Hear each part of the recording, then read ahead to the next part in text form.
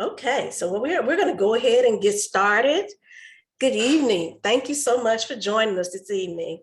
For those of you who do not know me, my name is Aretha Higgins. I'm the Senior Homeownership Counselor at Dallas Habitat.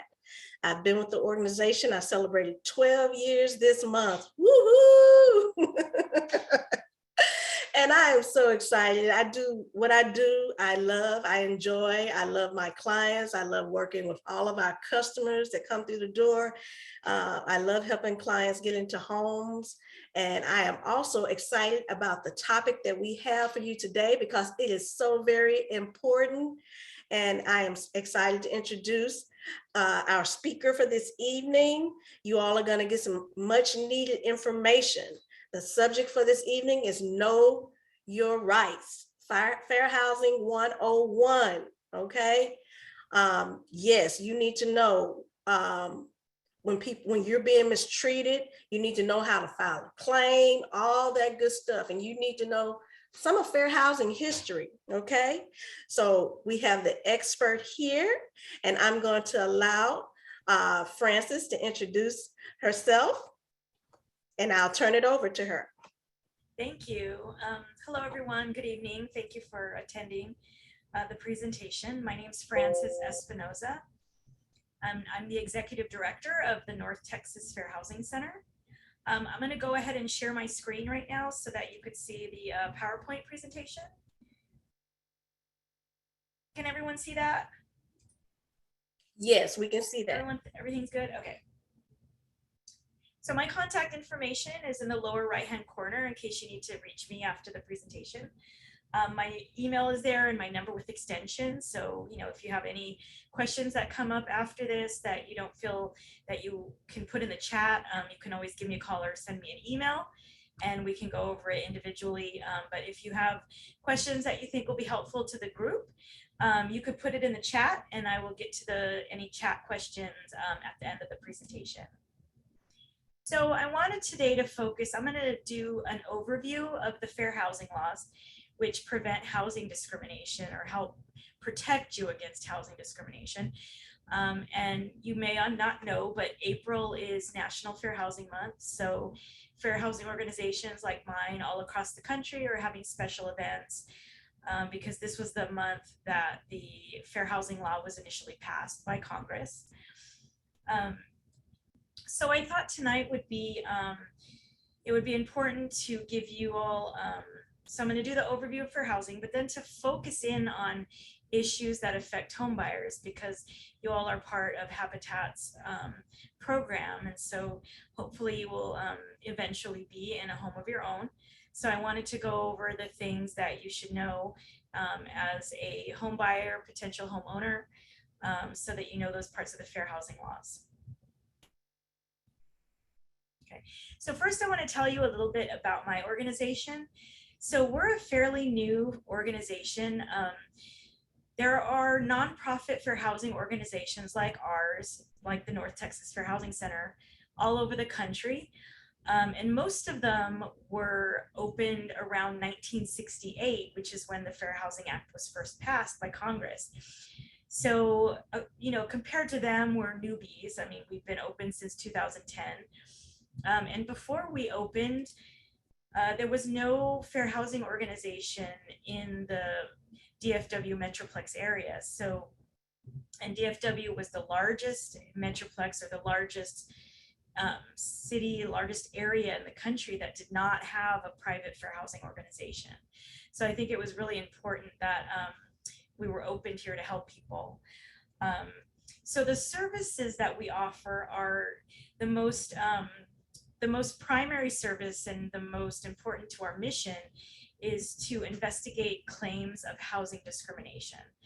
And so we do that in a couple of ways. We do intake of clients and learn about what has happened to them. And then we do investigations that can include talking to other people. We might do testing, which is a form of secret shopping if we think that that would be a way we could find out more about what's happening or gather evidence. And when you do a test, we have volunteers that we use, and we always use two of them. So one of them will match the characteristics of the person who made the complaint, and then the other one will be what we call a control tester, and they don't know about each other. They don't know what they don't know what they're testing for. We give them profiles, so we tell them what their rental history is, for example, or what if they're doing a lending test or a sales test. We'll tell them, you know, this is your income and this is the price of home you're looking for. So we set them up with a profile. We give them all the information that they'll need, and so they're sort of acting. So they memorize their profile, and then they go out and have a housing experience, and then we get their reports and we compare how each of the testers was treated, because the only thing that's different between the testers, because they have similar profiles, you know, similar income, for example, the only difference would be what we're testing for. So that might be race, that might be national origin. And so we look at how both these people were treated to see if there was any differences that can only be accounted for based on a protected class. And so that's one of the primary ways that we investigate, but we also might do surveys, interview folks, interview witnesses, go visit neighborhoods, figure out what's going on. We also do landlord-tenant counseling. And with landlord-tenant counseling, we will help people learn about their rights. We'll inform them about, you know, based on their situation, what their rights are and what their options are, so that they can make the best decision for themselves. And if it's something we don't deal with directly, so for example, if somebody needs the assistance of legal representation, we might refer them to legal aid after we give them information about their situation and what the law is in that particular situation. We do community education and training, and that's like this presentation I'm doing tonight. And we do all sorts of trainings on all the different topics in fair housing. And the area that we serve is a 12-county area, and I listed those counties in the slide. And all of our services for folks who live in our service area are free of charge. And we also don't have any limitations on who we help. So, you know, we will help people who, for example, are undocumented. So we don't have any restrictions on who we're able to help.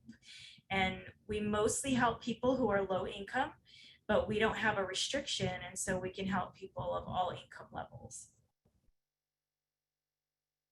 Okay, so the main law that I want to talk about today is the Fair Housing Act, which was passed in 1968 by Congress. And the goal of the Fair Housing Act was to provide protection to people who were experiencing housing discrimination.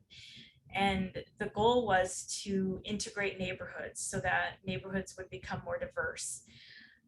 And the initial Fair Housing Act in 1968 protected people against race discrimination, discrimination based on color, discrimination based on religion, and national origin. And then in 1974, gender was included, or in the law, it's actually written as sex, but it means gender, and it also includes sexual harassment is protected under that provision. Familial status and disability were then added in 1988. So I want to go over each protection a little bit and give you some examples. So we all know what race discrimination is, I think. So that would be if people are being treated differently based on their race.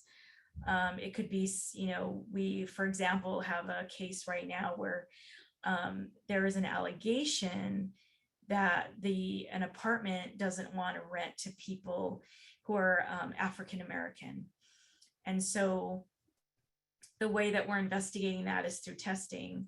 So we're sending in white testers and black testers, and then comparing what they experience when they go to these apartments to see if this is really happening. Is there evidence that we can gather to support it or not to support the allegation? Then there's discrimination based on color. So that would be you're being treated a specific way just because of the color of your skin. I've been doing this work for over 20 years and I haven't had any cases that are only based on color. Usually, when we get a case of race discrimination, there might be a component of color. And so typically race and color would be together in a complaint. And then there's discrimination based on religion. And that would be maybe somebody's excluding people of a certain religion. For example, after 9/11, there was a lot of discrimination against people who were Muslim, and they were being excluded from different opportunities, and housing was one of them.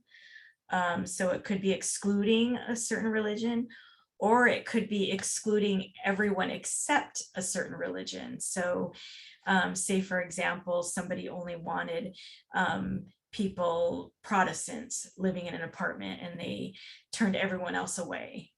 So that might be an example of, preferring one religion over all others, which is also discrimination. Then there's national origin, which protects people if they're being discriminated against because of where they were born. So maybe somebody who was born in another country faces discrimination by somebody who was born in the United States. That could be an example. And then, like I said, in 1974, Congress added the sex protection to the Fair Housing Law. So this protects both men and women if they are being discriminated against because of their gender. And so both men and women can bring claims of discrimination under the Fair Housing Act. Also protected under this provision is sexual harassment. Now, there are two kinds of sexual harassment in housing. One is what they call the quid pro quo, which is a sexual favor in exchange for a benefit in housing. So, for example, the way this might play out is if, say, a renter is not going to be able to pay their rent on time, and so they're going to pay their rent late. And according to their lease, they're going to have to pay a $50 late fee. The manager could say, well, I won't charge you a late fee if you go out on a date with me. And so that's an example of something in exchange for the other. The other kind of sexual harassment is called hostile living environment. And so that's this continued and repeated treatment of somebody. So it could be maybe a housing provider or manager of an apartment is constantly asking somebody about their personal life, or is constantly asking somebody to go out on a date with them, or always, when they have a conversation with them, always finding a way to touch them in some way, or they're always telling dirty jokes, for example. And that's a repeated and continued action by the housing provider that is making the person uncomfortable where they live. So that would be an example of sexual harassment, the hostile living environment form of sexual harassment. Also, which is a relatively new development in the law, but probably maybe now like 10 or 15 years ago, domestic violence victims are protected under the sex provision of the Fair Housing Law. So what that does is it gives extra protection for somebody who is a victim of domestic violence and is being treated differently for that reason. So it could be, if the victim of domestic violence had an incident at a property, but it wasn't their fault. They had the abuser come onto the property and cause a scene, or commit some other act, and say the police were called. That shouldn't be used against the domestic violence victim in any way. And we've had cases where, a domestic violence victim is being threatened with eviction because they had to call the police because their abuser found them and came on the property. And a domestic violence victim would be protected against that sort of action, like an eviction based on that sort of incident. And then we have familial status discrimination. So this sometimes is confusing because people sometimes think it is marital status, which it isn't. Familial status protects people who have children in the household that are 17 and under. So if you're being treated differently because you have children, then that would be an example of discrimination, familial status discrimination. So say, for example, there are rules that, say, an apartment building, for example, applies rules only to children. You know, if those rules should be focused on all people and all types of behavior, having them only focused on children would be an example of discrimination, familial status discrimination. We had an interesting allegation a few years ago where, and this is another example of familial status discrimination, where there was a very large apartment building in Denton. And this large apartment building, a lot of times, you know, when it's large, there's multiple like different buildings, but all on the same property. And what the management of this apartment was doing was they were putting everyone with children in one section of the building and everyone without children in other sections. And their rationale was because children are going to make more noise and, you know, there's going to be more going on in that building. They put everyone with children in that building, and everyone without children, they got to pick you know, from the other buildings, which there was 4 buildings total. So one had all the families with children and the other ones had no children. And that's illegal segregation under the Fair Housing Act. And that's an example of familial status discrimination. So then we're going to move to disability. That's also protected. So that protects people against discrimination. That's both physical and mental disability, against people who have physical or mental disabilities. And we don't often see that play out in that people with disabilities are flat out denied from housing or denied from buying a home, for example. The way the most common things under this provision are people with disabilities have the right to request what are called reasonable accommodations so that they can have equal use and enjoyment of their housing as compared to people who don't have disabilities. So for example, somebody who might need a parking space closer to their apartment, and they would do a request for an accommodation so that they could have a parking space closer to their apartment. And so there are a couple of things under this provision.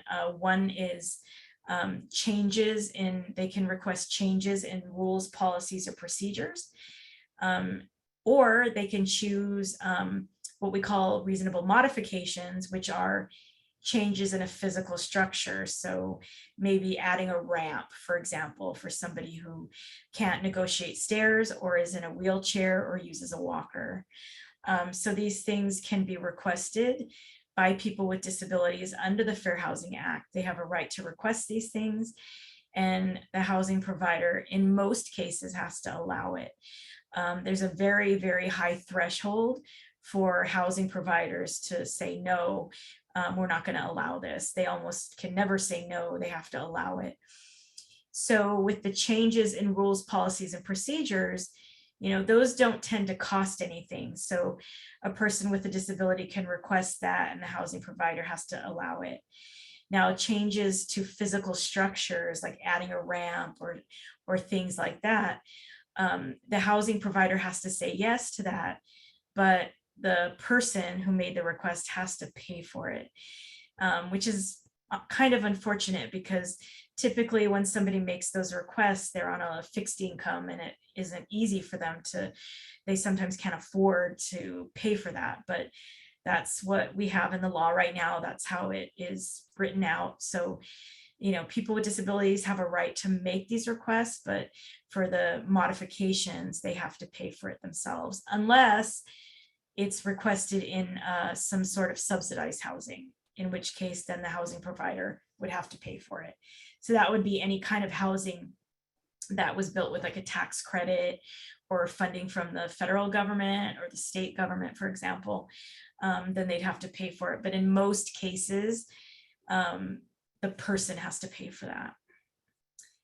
And then I also wanted to note that in the city of Dallas and the city of Fort Worth, Gender, sexual orientation, and gender identity are protected classes. So those are local city ordinances where those protections are added, but only in those cities. So if you're outside of those cities, you have to check with the city to see if they've passed a local ordinance. And honestly, in Texas, most cities have not. So we know Dallas has one, and we know the city of Fort Worth has one, but outside of that, there aren't many cities that have them. I think Austin has one, for example. I'm not sure of any other cities that have them in Texas.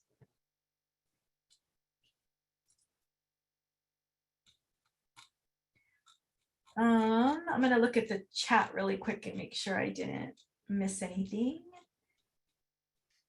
Yes, I haven't seen anything come through yet. Someone, Trilanda did say it. She was asking about, did the individual have to pay for it regarding the disability? So if you want to clarify that. Yes, if somebody with a disability requests what is called a reasonable modification, so that's a change in the structure, they typically have to pay for that themselves. So the burden on the landlord or the owner is to say yes, that they can do it, but the person has to pay for it. Unless, like I said, the housing is subsidized in some way, like it's a tax credit property, then the property would have to pay for it. But there aren't a lot of tax credit properties or affordable housing out there. And so in most cases, the person would have to pay for it themselves.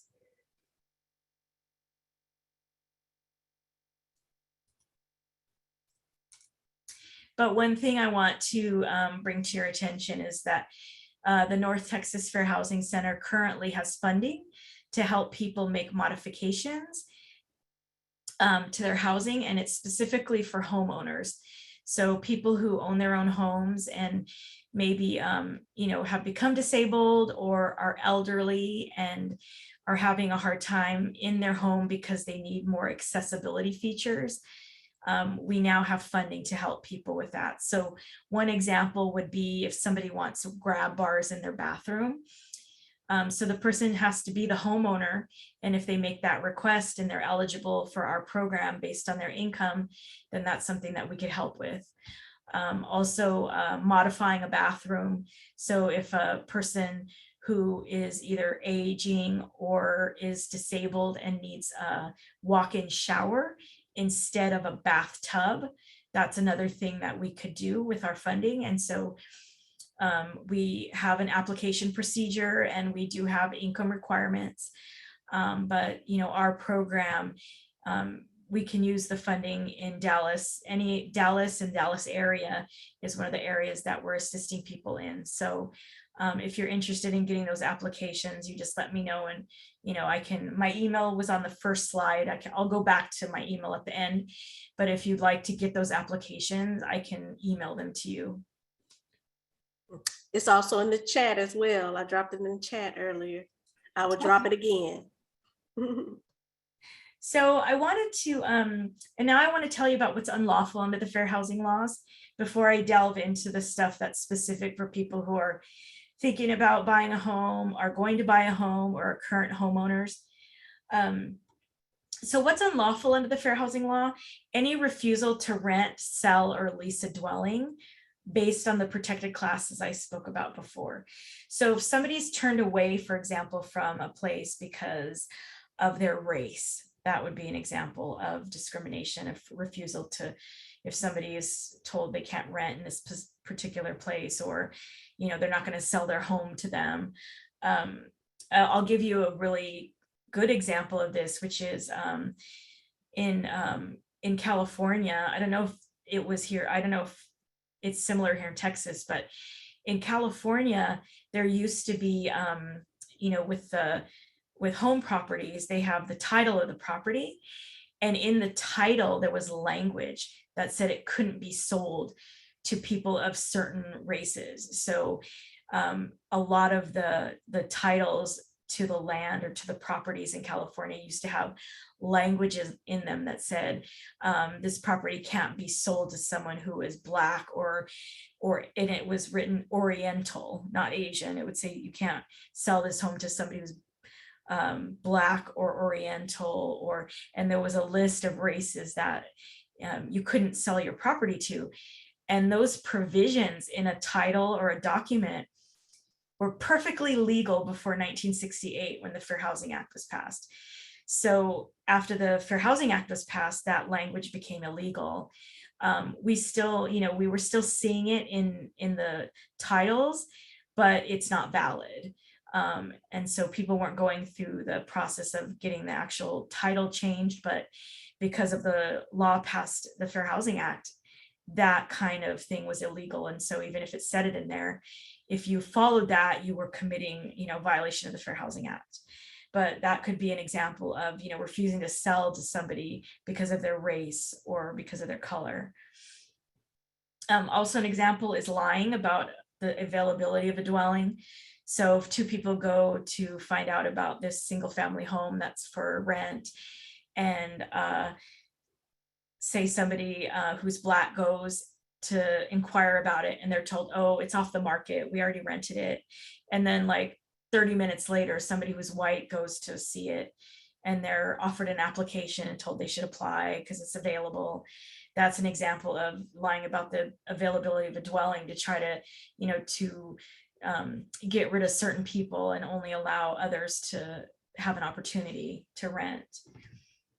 So any different terms. So if people are offered different terms in a lease or for an apartment, or different terms of, for example, a mortgage loan or a home purchase contract, if they're given different terms solely based on their race, for example, that's an example of discrimination. And any statements of preference. So any discrimination in ads, for example, and also, of course, any verbal statements. Although, typically people get the fact that they can't make verbal statements of discrimination. So they do subtle things. So that's where, fair housing organizations' work becomes really important, and the investigation becomes really important, because these subtle forms of discrimination sometimes can't be uncovered without, for example, testing. So, you wouldn't know that you're being treated differently because you have no idea what the person who came before you or came after you was offered. And so that's why testing becomes really important in uncovering discriminatory practices. Okay, so now I want to talk about discrimination specifically in the home buying context. So first I want to talk about home purchase. So one of the main ways that discrimination happens in the home buying process is through steering. And so steering is when a realtor tries to influence where a person looks for housing based on protected classes. So I listed a couple of examples for you. So the first one is a real estate agent directs buyers away from a neighborhood because they think that that neighborhood is unsafe. And so, that isn't the realtor's call to make. And if you are, thinking about buying a home or in the home buying process and you want to know about safety in an area, you can call, you can get statistics on crime from like calling the police department. But your realtor shouldn't be telling you what neighborhoods they think are safe and unsafe, because typically when they do that, it's based on the wrong information, and maybe it's based on like stereotypes or things that just aren't true. And so if a realtor is telling people, don't look over there because it's unsafe, that's a really big red flag that they might be steering you from one neighborhood to another, steering you away from certain neighborhoods. The second example is when realtors steer people to neighborhoods based on their race. So for example, if there's a neighborhood that is predominantly Hispanic or predominantly African American, and the realtor has a white agent, or the realtor has a white client, and they steer them away from these neighborhoods because they don't think a white person would want to live there. And the whole point of this is that, realtors shouldn't be making those decisions. It's the person who is going to buy the home that should be deciding where they want to look, where they want to buy, what neighborhood they want to be in. The realtors shouldn't influence that. And still now, we get complaints of realtors in this area in Dallas steering people who are white to North Dallas and away from South Dallas, and people who are Black are steered to South Dallas and not to other parts of the city. And what happens, you end up getting neighborhoods that aren't diverse. And there's so many benefits to having diverse neighborhoods where you have people of all different ages, all different races, all different income levels. Having more diverse neighborhoods is just, I think, better for everyone. And when you steer people, you're working against that, and you're trying, you're again putting people into pockets based on their race, for example.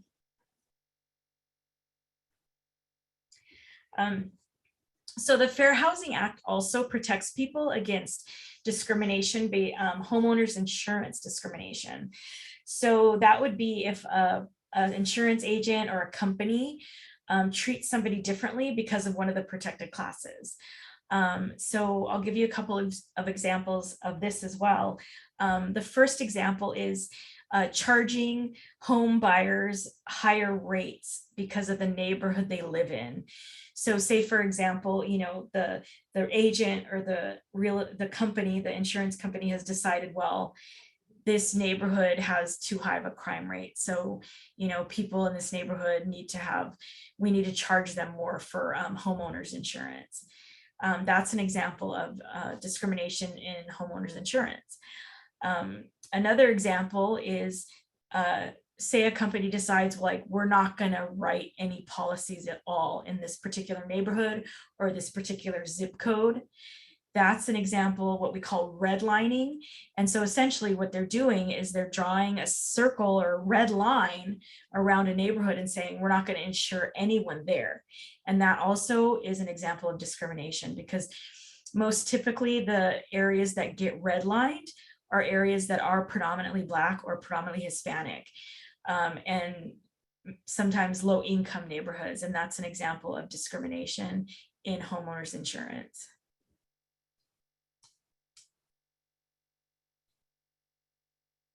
Okay, and when we had the really awful housing crisis back in, what was that, 2000, I don't know, when was that, 2012, 13, or was it before then? I can't remember. But when we had that big housing crisis, one of the things that was happening was discrimination in mortgage lending. And so, that would be if you're getting offered different terms in your loan because of a protected class. So there are several examples of this to highlight so you can understand what exactly it means, mortgage lending discrimination. The first one would be denying a home loan to someone solely because of where they want to buy their home. So we have gotten some information recently. So we opened an investigation of some small local banks in Dallas not giving any loans in certain parts of Dallas. And so we're in the process of kind of coming up with a strategy on how we can investigate and test that, because these banks should be looking at each person and their creditworthiness to determine if they could get a loan or not, and it shouldn't be based on what neighborhood they live in. The second example is charging people higher interest rates on a loan because of our protected class. And that is what we saw a lot of, when we had our housing crisis. I don't remember how long ago that was, 10 years or so ago, I can't remember. But that was what was happening, is that lenders were gouging certain groups with higher interest rates, even though many of those folks would have been eligible for a lower interest rate and a better loan.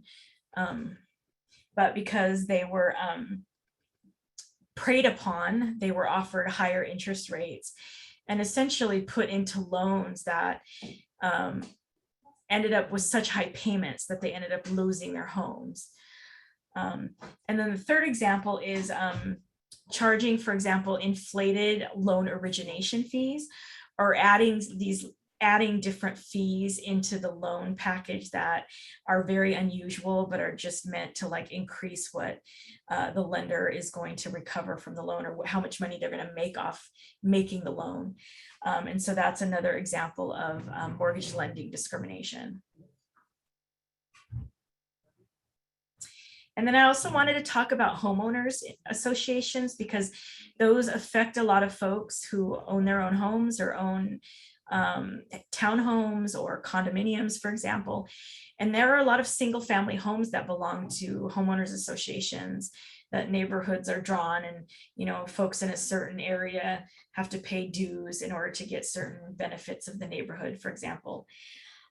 So when a homeowners association, which we call HOAs, discriminate against a homeowner based on one of the protected classes, that's also a form of discrimination. So, you know, we have the person who owns their home, they're not the ones discriminating, but the association that they belong to is the one who is discriminating against people. So there's a couple of examples.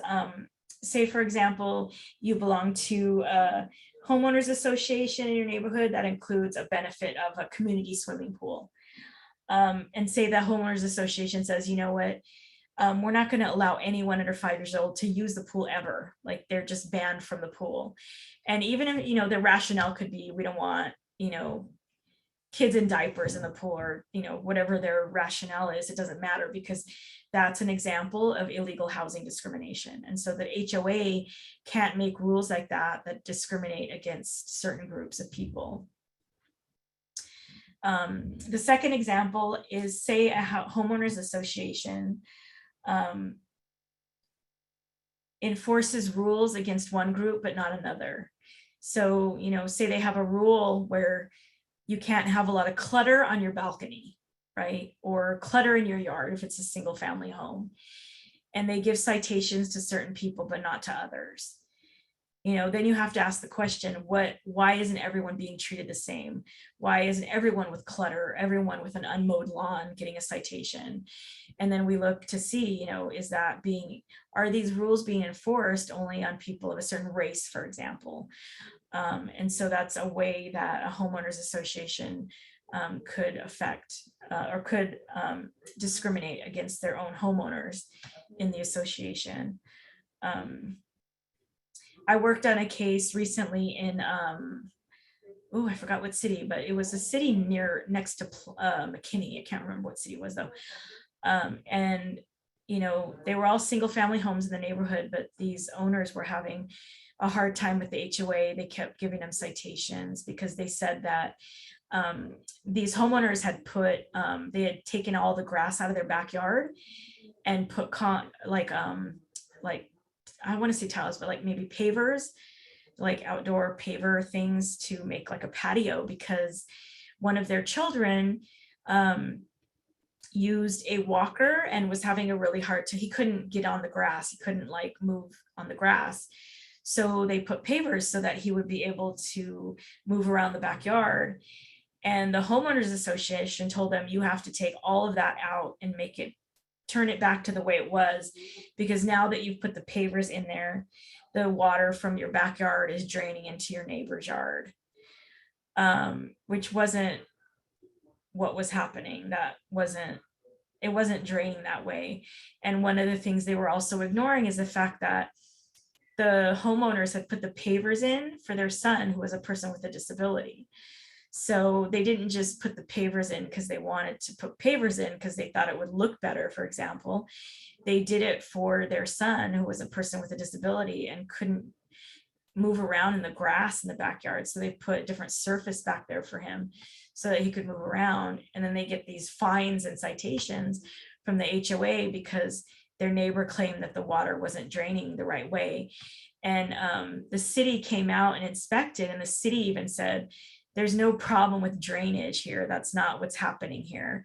Because there was, you know, the water was flowing the way it should have flowed off the property. So what the other homeowner was alleging wasn't even happening and wasn't even true, but the homeowners association was acting on that anyway.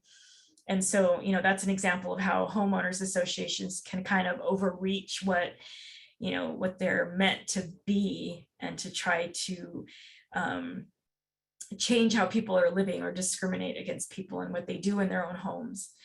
And so that's unlawful under the Fair Housing Act. So homeowners associations sometimes don't understand that they're included in the fair housing protection. Like they're also considered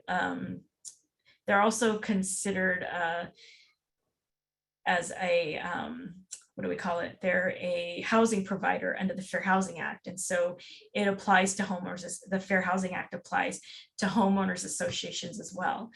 And so, you know, if you end up in a home that also has a neighborhood homeowners association that is going to charge you dues for some sort of benefit, you need to know that, you know, they're covered as well. And so they can't engage in any discrimination. Okay, so what happens if you feel that you have been discriminated against? You could file a complaint, of course, with us, the North Texas Fair Housing Center. You can also file an administrative complaint with HUD, the U.S. Department of Housing and Urban Development, or you can file with the Texas Workforce Commission. They also have, they do mostly employment discrimination work or employment law work, but they also have a small housing division that does housing discrimination investigations. So you could also make a complaint with them. The way that we're different from those two other agencies is that the North Texas Fair Housing Center is your advocate. So we engage in advocacy and we support our clients. We also investigate with ways like testing, and these two government organizations, they don't do testing, and they also don't see themselves as advocates. They see themselves more as compliance agencies. So they will make sure that the law is abided by, but they don't see their role as an advocate for the person who made the complaint. And so that's how we're different from them. But you have the choice of filing your complaint with any of these three. Okay, and then if you need help, here's our contact info. And I put my staff person, Camille Brown, on here as well, because Camille Brown is also, she actually is the director of our advocacy program. And so she and I both do a lot of work in helping clients. So if you have any questions, you can call Camille, or you can call me, or you can email us here at our email addresses.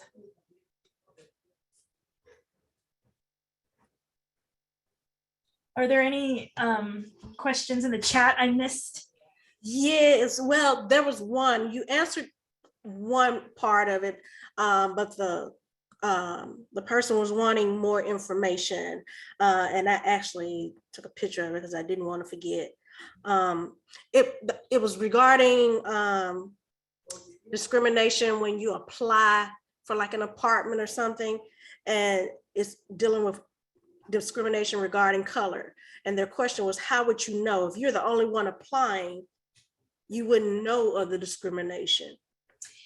That's right, you wouldn't know. Although, you know, most people who have experienced housing discrimination, they do get a bad feeling about something that's happened, and they think, you know, this just isn't right. And so really, you know, when that happens, the only thing to do is to come to an agency like the North Texas Fair Housing Center, who can do a test with two people, where we can actually see, are these two people being treated differently? So sometimes, you know, testing is the only way to uncover whether discrimination is happening. Okay, so I hope that the person, please let me know if that's answering your question, because I think what we weren't getting was that testers, they have testers. North Texas Fair Housing Center has testers that they send out. Those testers could be Black, they could be white, you know, just depending on the discrimination. So those are the ways that they find out if there's actually discrimination going on. Okay. But, you know, I think that's a good point the person made, though, is that you don't know, right? But, you know, if you get a bad feeling, or if you think, I don't know if they turned me away from this and I don't think that was right. Right. That's something that we would investigate, you know, because it might be based on some protected class. It might be that they turned you away for a bad reason. So at that point, for instance, what do? Do you just file a complaint? You contact us, and we start an investigation first. So we would do an intake and find out the person's story and what happened and the address that they went to and who they spoke with. And gather all the particulars, and then we would do a test to find out, what is happening at this apartment. Are they doing something wrong? Are they turning down people because of race, or because of color, or because, of some other or disability, or because they have kids? So, we would talk to the individual and get all of the information about what happened to them. And then we'd formulate a test to uncover whether it's happening like that or not. Okay. All right, good. That's good to know. Is there a time frame for you all to complete what you all do? For an investigation? Mm-hmm. Yeah, we do intake, and then it really depends on what the type of case is. So for example, if it's someone with a disability who needs help requesting an accommodation or a modification, Mm-hmm. that's something we'll get on, we'll call the housing provider right away and start negotiating to try to get that done. If it's a race discrimination complaint, for example, we work a lot with the client first, get the story, figure out what type of investigation we need to do, like testing, or do we need to, is it an in-place tenant and we need to go and talk to other people at the apartment? Mm-hmm. And so, then we formulate an investigation plan, and that might take, 2 weeks, 3 weeks, a month, depending on, what we need to do to gather the information we need to make a determination. Okay. Also, what happens if you do find out that there's discrimination going on? If we find evidence of discrimination, then the person has we'll go over that with the client, and they have the choice of how they want to move forward. And that could be legal action. That could be them wanting us to do a sort of mediation and request, for example, some sort of remedy. A remedy could be damages. A remedy could be that the person just wants these people to be trained under the fair housing laws, because they clearly don't know what they are if they're doing things that aren't right. So it really depends. It's really guided by the client and what they want. Okay. All right. All right. If you all have any questions, be sure to drop them in the chat. We want to make sure you get those answered. So basically, though, if you feel like that you've been discriminated against, it's best to reach out to you all to find out, just so you can do what you need to do. Yeah. So, and somebody interestingly dropped in the chat that car insurance does that they charge you based on zip code. I know there's been some legal action about that, but there isn't a law that, there isn't an anti-discrimination law that directly goes to that. So I think people have sued, and I don't know how that's turned out. Yeah. But in housing, we have the Fair Housing Act that says you can't do that. So that's how those things are different. Yeah, I saw I sent her a note, Ms. Barbara, but that is a good question, because you wonder, how can they get away with that? And people have challenged it. Definitely. Yes. And I know it's been challenged. I know there have been lawsuits. I just don't off the top of my head know how those turned out. Yeah. But that seems really unfair to me too, that you would be charged a higher rate just because you live in a certain zip code. Exactly. I mean, but my guess is if they can justify it with statistics to show that there's more claims in a certain area than others, I don't know. Maybe. I don't know if that's, I don't know if that turned out to be legal or not. Yeah, that's a good question though, Barbara. Any more questions? Do we see anything else come through the chat? Somebody asked about car insurance with premiums based on age, gender. Mm-hmm. Yeah. So again, insurance regulation is a whole different area, and there isn't like an overarching law that says, you have to be, free from discrimination based on that. Somebody could still bring a lawsuit because they feel they've been treated differently because of their age or because of their gender. Mm-hmm. But again, that's a whole other area of law, and there's a whole area for car insurance and that kind of insurance regulations. Yeah, definitely. And I know you all got a lot of information, and I get it. This is one of those topics that it can get confusing especially when you're talking about, okay, is it discrimination? Is it not discrimination? The disability, and the modifications, is it Do I pay for it?